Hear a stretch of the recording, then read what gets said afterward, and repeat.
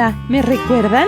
Soy Alison Olvera del programa Conociendo a, y como pueden ver, estoy en el restaurante Antojitos Mexicanos Don Beto, donde se pueden comer deliciosos platillos típicos como tortas, flautas de res, quesadillas, tacos dorados de pollo, pescados fritos, sopes, patitas de cerdo a la vinagreta y empanadas y cochinita pibil.